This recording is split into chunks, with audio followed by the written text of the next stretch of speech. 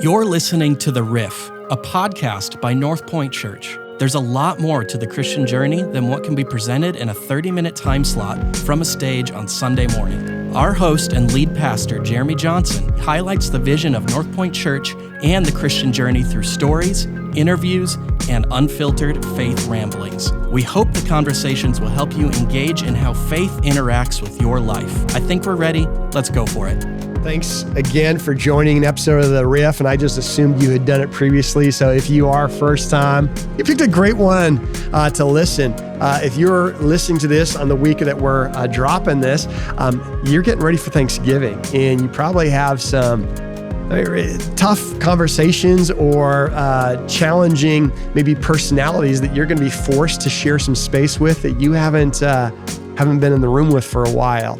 I think this conversation will not only help you have a more meaningful holiday conversation and time with some family and friends, I think it's going to help you in your relationship with those around you, whether it's your dorm, at work, in your neighborhood, as we learn to reflect Jesus in a way with understanding and connection of this idea of community, not just the people that we choose, but the people God chooses to put around us. So enjoy this conversation with Preston Ulmer as he walks us how to have influence without being super weird.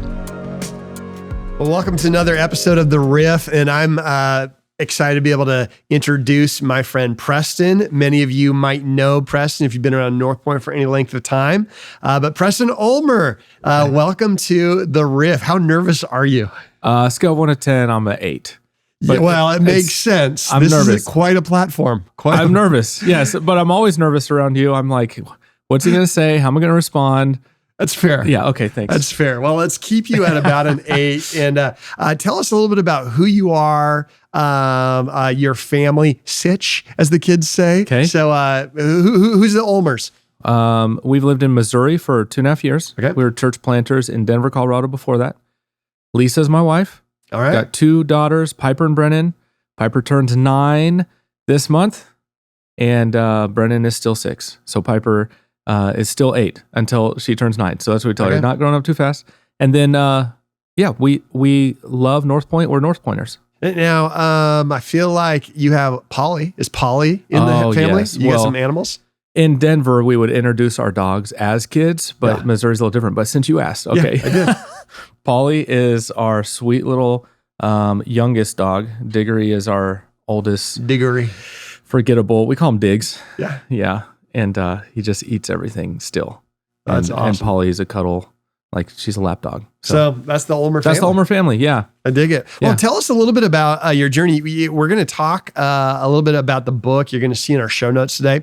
If you're joining us, and we highlighted this at North Point earlier this year, but the Doubters Club, we're going to talk about, it's more than a book. It's actually kind of a movement. We're going to get there. But I want to back the train up. Tell us a little bit about your faith journey, growing up, what did that look like, and just kind of, we'll go from there. Yeah. So my parents, we went to church, but it was, if I was in youth group and I got punished, it was like, your punishment is you're not going to church anymore. Okay. So church was part of our life. But I wouldn't say I own my faith. I mean, I remember at 7 years old, do you remember Sons of Thunder? Do you know this? Sons of Thunder? Yeah. Like, no. Okay. James and John in the Bible? Okay, yes, but there's a group now. There's always a like group. A music group? No, it's a strength group. What do you call those groups that they blow like up water Power bottles? Team. Power Team. Yeah. Okay. Sons of Thunder. I think Sons of Thunder was a knockoff version of Power Team. Okay, yeah, probably. That's for sure. Well, and I go to a Sons of Thunder event. Like rip the phone book in half? Yes, and they're going to blow up a water bottle, and they're going to break ice on their back, whatever, okay? They're going to lay on a bed of nails. Wow. And this is how the gospel, this is the first time that I quote unquote received the gospel. Okay. They said from the stage, if you want to be strong like us. Yes. Of course, I'm 7 years old. Yeah. Come to the front and receive the power of God. And I'm like, yeah, move out of my way. And I go to the front and they said, repeat these words. And honestly, Jeremy, I'm going, if this works, this is amazing. At 7 years old, this is what every 7-year-old wanted, right? Yeah. And I pray the prayer, and first thing I do is I look at my body, and nothing happened. And I'm like, well, maybe the power of God comes later. And my dad sits down, talks to me about what that decision was. And then, then I start reading the Bible. And that was how God was presented to me at the salvation moment. Yeah. Okay? Fast forward into college. Surprise, surprise, I have a lot of questions now. Okay. Yeah. A lot of questions about my life and about Physique. Christianity. Yeah, about my physique. Nothing has changed yet. Okay. I don't appreciate you looking and saying I'm that trying now. to keep eye contact. That's right. My eyes are up here. Okay. Okay. Thank you. And so I have all these questions. I ask well-meaning people. Yeah. Hey, what if God doesn't exist? And how do we know that Jesus is God or the way or even did exist? I just have these questions, right? And those spiraled into more existential questions about my life, what it means to be Preston Ulmer, what's the purpose of this whole thing. And these people told me things like sleep on the Bible. Like for real? Yeah. Yeah. Okay. Like osmosis, it's going to get in your head. Yeah. So you can start to see a pattern of getting kind of bizarre advice, right? I'm skipping over some years, obviously, but first I'm told you're going to look like Superman, pray the prayer. Then I've told sleep on the Bible. And then they said, play worship music. They're like, you listen to too much secular music and you play more worship music in the background to help the spiritual atmosphere of your room, whatever it would be. And none of that worked. So then I just said, this thing's not real. And I left the faith. So you got a backache, you're listening to Petra Yeah. all day. Yeah, exactly. You're right. still confused. Yeah. Well, it's Hillsong. I mean, Okay. Petra dates Okay. you, but it was Hillsong for me, Okay. So I'm listening to Hillsong and I'm like, I don't even believe this stuff. And so then I'm confused. And there's a professor of philosophy and apologetics, and he didn't push apologetics on you. He handled it really well. It's a tool for him, not a weapon. Okay. And he said, hey, I heard you had a lot of questions. Because I went back to the Bible college because I wanted to finish my degree at least. Because I heard you have questions. And I said, yes, I don't even believe this anymore. And he said, okay, I don't care where you land as long as you're honest. So can I help you? And you just be honest. So he had enough, he looked at me and believed I had integrity on this journey. He wasn't suspicious. He didn't think that I was just out there to convert people to be non-believers. He thought I had integrity. And that made me have more integrity, right? When someone places you, when they lift you up and to a place that maybe you've never been before, then you're like, I want to stay here. I want to have integrity that you think that I have. So that took about 8 months. And that journey led me to Jesus. And I would say that's when my faith became real, vibrant. And that was our journey. And then when we went to Denver, You met Lisa along the way? Yeah, I met Lisa Southwestern? along the way. Yeah, and in fact, whenever I left the faith, we broke up. And because I'm like, I don't want anything to do with God or people who are God people and those sort of things. And then whenever we came back together, I remember I'm like, hey, can we go sit down and talk? And I said, here's all my past. Because I had not told her about my past. You would think that, if you're dating that long, you would tell her. But I was really scared and shameful. And so she said, sure. And I told her everything. I said, if you accept me after this, I'll ask you to marry me. Not now, but you'll be the one I'll just want to marry. And she said, well, Jesus forgives you and I forgive you, was her response. And then she was very clear. I had to wait till after she graduated to propose. So at her graduation party, I waited 2 hours and then I proposed. So that's how we met. And then she stayed with me through that whole season. She really helps people who have unbelieving spouses. She's able to help them now, which is a cool thing. Wow. And then obviously it makes sense why we have a heart for the skeptic. Yeah. And that's kind of the model now that of our life is we don't care where you land as long as you're honest. We have trust that if someone's honest and they're seeking the truth, if God is truth, the closer you get to truth, the closer you'll get to God. Okay. And so that may be a long journey, maybe a short journey. And I may or may not be able to see that happen in my lifetime, but I just think giving them dignity is a big deal. Okay, so after you graduate, you all get married. You end up working at a church for several years? Yeah, we did different types of ministry, youth ministry, young adult ministry. Okay. We were resident directors / dorm pastors, right? It's called dorm pastors, but people listening, they're like, what's that? It's a resident director of a dorm. And then we went off and church planted, and that's where we started the Doubters Club. So when you planted in Denver, what was that experience like as far as going into a city? You didn't have probably a lot of connections there? We had one. Okay. as the person who recruited us to this. Okay. For me, it was like, it felt like, man, this is home because these people actually do want to have discussions about faith. I think that doing ministry in a church setting as a youth pastor and young adult pastor felt a little odd sometimes because we weren't arrows out, like we say at North Point, right? And so it's like, I don't know how to just maintain the thing. I would keep wanting to go arrows out. Church planting was like, that's all you do. Right. That's all you do. And so I loved that. I loved the conversations. The family right away jumped in. I think the kids were young enough they just follow mom and dad around, friendships at 2 years old. I mean, they're real, but they're not super deep. Right. Yeah. But we had a great time. And that's where we learned to neighbor, I think is in Denver. Mostly because we had to build a team. So let me pull that string. What does that mean? Learn to neighbor. Yeah, well, learning the names of the 3 neighbors in front of us, the 2 neighbors besides us, and the 3 neighbors behind us. I mean, it's just 8 neighbors. If you learn their name, their story, and what they need, that you're neighboring. So you can start. So their name, their story, and what they need. That's involving, I mean, the names you could probably get on some tax documents. You online. Probably can, or on the directory. If the your story, probably. So how did you go about neighboring? Yeah, well, we would ask them. So we would intentionally spend time outside. You got to get outside of your walls, okay, to neighbor. And let me say this to go back when we were youth pastors. We laugh now because we were in a condo. This is like fresh into ministry. Okay, we're in a condo. We would hear our neighbors screaming at each other through the walls. We didn't even have kids as an excuse of why we're tired, right? So we'd hear them screaming at each other.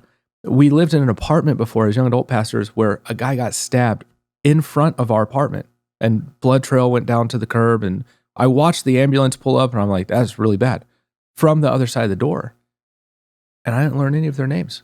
Wow. And like stories are unfolding and all I'm sitting there is like talking to Lisa saying, it's nice we don't yell at each other like that. Right? Yeah. So we were bad neighbors before. Good people could be bad neighbors. Good people can be bad neighbors, yeah. And neighboring for us this time meant, okay, we're outside. Okay. We're talking to people. We're introducing ourselves to people. We were baking apple pies and walking them over and saying, hey, we're your neighbors. That sounds like love to meet you. Old school. It was old school, very much old school. So we're playing outside. If you see them over the fence, you talk to them. It's intentional of going, hey, how long would it take to learn 8 names, 8 stories, and 8 needs? Can we do that in a few months? Can we invite them over? I mean, it was a mission. Like, this is intentional. We want to do this. So that was neighboring for us. Okay, I love the word intentional. Intentional relationships, because if we aren't intentional about it, a lot of times in a church world, the more distance it's been since we've made a decision for Jesus, the less amount of relationships we have with people who aren't on that same path. That's right. And so you're saying to be intentional. It's a DNA of North Point. One of the 5 things we talked about on one of these podcasts, we're actually going to be doing a message on it soon, is one of the things that I believe that we all need if we're going to be mature and grow and be influential is we need to have natural relationships with people who aren't yet on this side of the faith journey. Yeah, that's right. So what did you learn about neighboring? Because I don't think I'm naturally, but I know that I'm not naturally good at that. My wife is awesome at that. And even her desire to be a better neighbor has been a conflict sometimes with us because I sometimes like to cave in. And so stretch those of us listening. What did you learn about the process?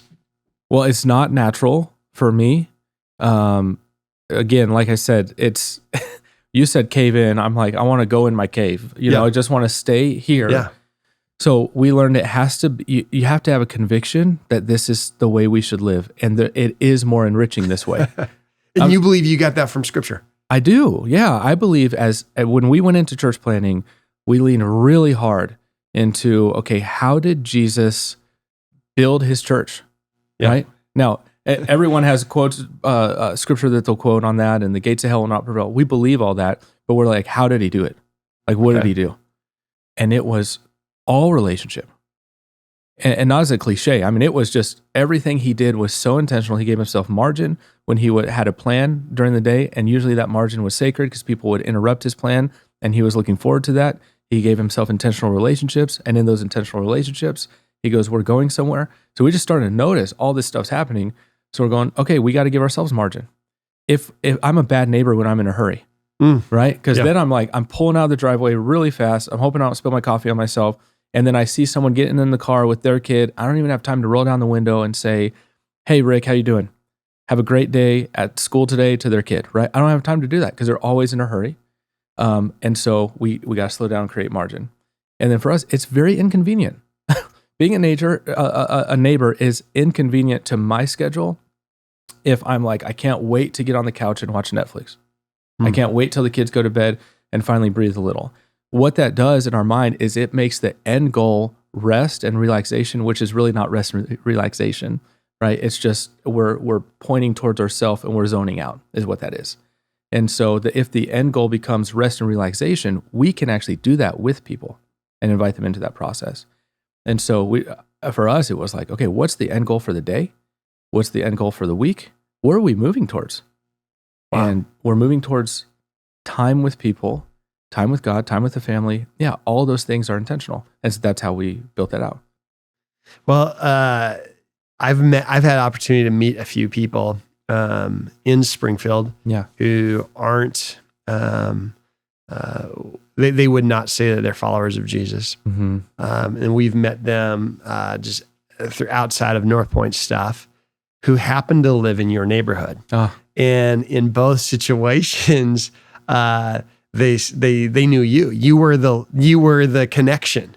And so I kind of look at this. You kind of pastored this neighborhood you live in now on the east side of Springfield. What's that look like, and how has that been beneficial for your family?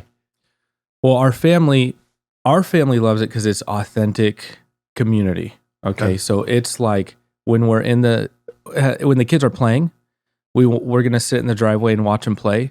Not because we don't trust our kids. I mean, our neighborhood, if they want to play outside, it'd be fine. We'd open a window, we can hear them.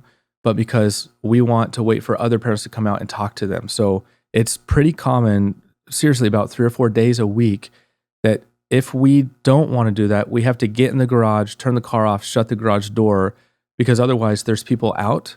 Or if they see us out, the kids will come running over, and then it's just that way till bedtime. Right. We like that. We like that it's this, and these are our friends, so they become our friends. We have a community pool that we would frequent a lot, and we'd go to the pool and we ask people, hey, are you going to be here at this time? We try to make sure that we're gathering people at the pool, talking to them, and then you have intentional conversations. People read books by the pool. Hey, what are you reading? Why are you reading that book? How's your kid? Those sort of things, because the kids are all entertained. So it's almost, for us, it's just, okay, the driveway is a sacred space for us. It really is. I mean, it feels like the foyer or the lobby of a church. When we always invite, I forget what, there's a term Lisa has for it. It's not like sacred messiness, it's something like that. She has a term for it. You can have her on the podcast. Okay. She has a term for it, but it's where you're always welcome in our house. Just don't expect it to be clean. Okay. and there is this culture that we're like, we can't have people over because we need it to be pristine. We need it to be, everything's ordered. You're always welcome. And we know by welcoming people's kids and like, hey, your kids can play, because that's always the question with parents. A lot of parents want their kids going over to someone else's house. Right. By welcoming their kids in, we welcome their family in, and they come in. And so those are things that we've done. We go for walks. I mean, it's so hard because we actually love our neighborhood more than we've ever loved any neighborhood, which makes it, it's like, man, I don't even know what it would mean for us to get up and move if we had to. Yeah. Because these people matter to us. Yeah. So, I mean, you're learning a lot about faith in other people's journey as well, and combining with your own experience, church planting, and then you've been working for years now of helping church plants across the nation, and how to have a DNA that reaches outside the church. So it's not more event-based, but it's just life-based. And then you wrote a book on how to position yourself to be able to have real impact with people in their faith journey, apart from even a church service. What are some tools? Because for some of us, the closest we've been to the term evangelistic or influential in other people's journey has been an invitation to join us at church, which as a pastor, I think I want us to be helpful, not hurtful in their journey if they take you up. I think that could be a part. But what are some ideas, some tips, some tools for people who that's been the only foray into this influential pursuit? Well, inviting them to church is a great thing because it's community, right? I mean, the church is the only place where I feel like you walk in and they're like, we have potlucks, we have classes, we have childcare, we have services, we have spiritual formation, it's all on a platter, and you're like, there's no other place in the world where that's available. And it's good, but it's just not the next step for so many people, is inviting them into church. Okay. So when it comes to, I think the question is, how do we just start the relationship? Okay. The way the brain's wired, this is in a book called Conversational Intelligence. It just goes through the neuroscience of whenever we learn to be convincing or to trust or those sort of things. And when you interact with someone who's not like you, and by that I mean they don't think, look, or act like you, those three that make up your biases, they're not like you, they're in the resistor part of your brain. They're in the back part of your brain. So if you and I are going to sit here and if you're like, let's talk about politics, and if I immediately know I don't agree with you on politics, you are in the resistor part of my brain for the whole conversation, unless someone's intentional. The front part of your brain is called the co-creator. This is the co-creation part of your brain, okay? And so it's on a scale, goes like resistor to skeptic to wait and see, experimenter, and co-create. That's the scale, okay? You're moving to the front part of the brain. And so the book talks about the number one way, what we need to be after is building trust. Trust moves you to the healthiest part of their brain so that they're actually listening to you, they trust you. Well, the number one way to get to be for them to trust you in a conversation is by listening. That's the number one way. And as Christians, we think if we're not talking, we're not winning, right? Like we have all the answers. Now, here's the deal. I mean, I think I'm lucky if when I get to heaven, God's like 70% of your theology was right. I think I'd be like, ooh, I'm average, but a little below average. But I even if you had all the answers, which Jesus Christ did, okay? So Jesus is on earth, and the amount of intentionality he had around co-creating answers with people is phenomenal. He asks over 300 questions, directly answers at most 7 or 8. Okay, that's amazing. Yeah. That's incredible. So he knows something about the human brain and how he made us. And listening is really important. So as we're starting conversations with people who aren't like us, we need to listen. We got to know I am winning when I listen. And by the way, it changes our hearts too. I'm not even saying it changes our mind. It just changes our hearts. Anytime I put a face to someone, I'm like, oh, you're no longer a category. You're not a stereotype, right? And so it changes our hearts. The thing I talked about, neighboring, so some practical steps, listening, and then with learning their name, their story, and what they need, that is what we're starting to call the one sentence narrative. So that's where we just say, look, Christians love to say, I'm praying for this person, right? What are we saying when we say I'm praying for this person? So when I've been traveling this last month, thoughts, not just sending prayers, thoughts, and prayers. Yeah, I'm sending thoughts and prayers. And what we might be doing is on Facebook, as we see that and we type in praying, we're like, Lord, help them, right? But then that was it. And prayer is so relational with God. And so as I'm been traveling this last month, talking to churches, realizing there is this missional impulse. I think the most common missional impulse to all Christians, doesn't matter if you're highly evangelistic or you're just more the walls of the church, the missional impulse is prayer. So if we can package this in a way that's doable for everybody, so the one sentence narrative is you learn their name, their story, and what they need. So if you're talking to your neighbor and she says, hi, my name's Sarah, and you're learning about, hey, Sarah, where are you from? You learn about her story. Oh, she just went through a divorce. She moved here to start over, and she has 2 kids, but she really needs childcare so she can find work, okay? And so then as you're praying, you, Lord, help Sarah. help her to find the work that she needs. I pray that you help her 2 kids. You're going through those. So next time you talk to Sarah, you can do one of two things. You can try to meet the need, or you can talk to her and unpack the story. Both of which, if you call them by name, are highly meaningful.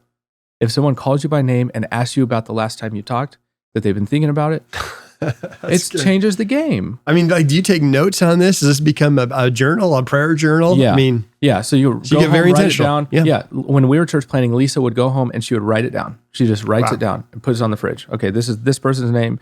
Here's what their need is. So if I say I don't have the natural gift I'm not good with names, you're telling me I'm not off the hook. No. And then start with one person and their name. But here's the deal. Yep. We're probably not good with names because we're not repeating it. We're not good with anything we don't. I'm not good with math because I just stopped caring in 9th grade. Okay. Yep. So I'm not repeating that practice. So if you're bad with names, say people's names back to them. Say your waiter's name back to them, your waitress. I mean, it is just repetition. And when you pray, which I think is the greatest impulse for all Christians, when you pray by name. Don't say things like, God, I pray you save this whole neighborhood. All these heathens, I just know people are living next door. They're not married. Don't say that. Just say, Lord, I pray for so-and-so. Here's what we know about them. Right? And I think if neighborhood prayers would have worked, they would have worked by now. So let's get more specific. Names. Yeah. And then also be praying, how can I answer the specific need? That's exactly. So what does that look like? A practical option in something like Sarah's life. This story that you're throwing as an example is she needs childcare. Yeah. What do you do? Yeah. So you can say, I mean, if you have income that's disposable, you can say, Sarah, what if I contributed $100 a month? I can Venmo it to you so that you can put it towards childcare. I'd love to do that. We would love to help. Or if she needs a job, right? In this example, to say, I know these 3 people in the community that they're looking to hire. I think you'd be a great fit. Can I get these for you? I mean, you're meeting a need. Yeah. When you do that, you become the most influential person in their life. And so guess what happens when you talk about issues that matter? They're listening. They move from the resistor. That's exactly right. Yeah. They're now going to co-create an answer with you. Wow. Yeah. So I think for a lot of us who are listening, and I'm in this category, is I need to develop some of these muscles that have been on the shelf of very intentional. What area is it at work? Is it in the neighborhood that God has placed us with relationships? How do we now leverage these relationships that He's already put in our sphere? Yeah. And be Christ-like, be loving, be intentional. I think that's so good. Now, I want to talk a little bit about your book. Okay. The Doubters Club. It's a great book. Well, thank you. And we're so glad to be able to share that with a lot of North Pointers. And if you're listening, really want to encourage you to go to that link and pick up that book. Give us in a quick nutshell. We just got a couple minutes left. What's the book about and who's it for? Yeah, well, the book is about the person who says, I want to do life with people who aren't like me. I mean, if you're tired of all the polarization that's happening right now, which I think most of us are, you just go, there's got to be a different way. Yeah. That's what the book's about. It is about, how do I do this as a lifestyle? So it's not, how do I franchise the Doubters Club? It's how do people do this as a lifestyle? So we do talk about the 5 I's of relationship, which you're going to be good at some, bad at others. And here's what they are. And we just say, start where you are, spend a few months there, and then work towards the next one. Okay. And before you know it, it becomes like, this is a great relationship. You're like, this becomes natural and normal, and these are my really good friends. So the 5 I's. So the end result of reading this book ideally would be that you're living these 5 I's out in a natural way, that they just become the natural rhythm. Just like when you pick up the phone, you naturally say, hello? You naturally go, hey, this is Preston. Whatever that rhythm is that you've developed over time, that this becomes the rhythm of the way you connect with people. That's I've noticed about the book, it's not heavy on pushing conversion. Oh, yes. So is that intentional? Did you forget that chapter? Oh, I did. No, I didn't forget the chapter. It's intentional. I'll explain why. So I told you before the podcast, even this morning, I'm having breakfast with someone that said, hey, has the Doubters Club ever resulted in a conversion? And I just don't know why it's not in the book. So the book is actually about, how do you have authentic relationship without ulterior motive? Okay, so if people don't ever come to Jesus, what are you supposed to do? And the book is about you should stay in a relationship with them, and here's how you do it.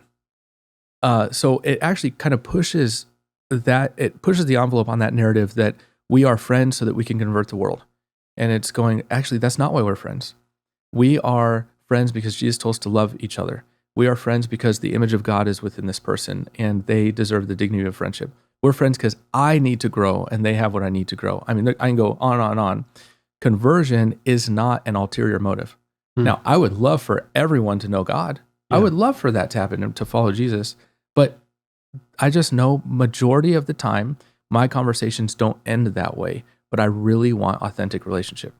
So, I intentionally forgot the chapter. But I'll write it for you. I can send it to you. And if someone needs it. I love that idea because our goal isn't conversion. Our goal is reflecting Jesus. That's exactly right. And now, if the Spirit of God's goal is conversion, which it says in Scripture, yes, and we do our role, sometimes if we do his role and no one does our role, so I really do believe transformation happens when we focus on reflecting Jesus, and we get the same thing at North Point too. Like, how come you don't do a heavy altar or an emotional close, sinner's prayer? And not that any of those are bad. It's just for us is let's talk about Jesus. That's our goal. Yes. And then if transformation's happening, that's a win. But it is possible to work towards a felt need from our end, emotional decision without reflecting Jesus. I'm still looking. Now, here's the saving grace, okay? My mom was saved at Billy Graham Crusade. Yeah. So I'm like, hey, what really impacted our family was this salvation tent revival moment. So I'm so grateful that's part of my story because then people are like, oh, okay, he does care. Right. Of course I care. I'm just looking for the scripture. Maybe you've read it, but where Jesus is either high on inviting people to the synagogue, right? That's a high priority for him, and he's getting them there, or how to pray the sinner's prayer. Right. Especially when someone asks him, how do we pray? You would think that that's the moment, right? This is the moment. But what he is follow me, follow me, follow me. Mm-hmm. And that is because he's reflecting the love of God. And by doing that, people want to follow him. So I think if we reflect the love of God, by doing that, people want to follow God. I love it. And my prayer is that we would be people at North Point who fall so in love with Jesus that we want to be like him, reflect him, get rid of anything that doesn't portray him well, that wherever he places us, at work, in a dorm, in a neighborhood, that's right, people around us would see Jesus.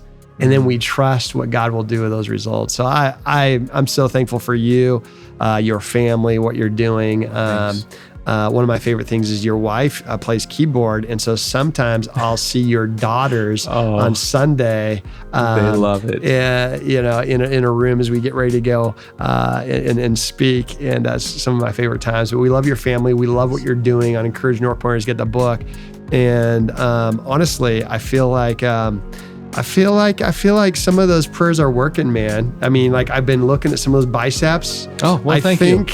I'm going to continue to pray. We're going to elicit a lot of prayer people. Your name is Preston. Your story is you don't have the physique you want. And the practical help is maybe someone out there is going to give you a membership at Gold's Gym.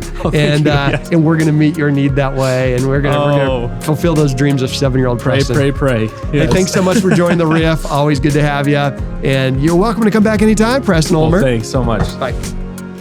Thanks for listening to this episode of The Riff.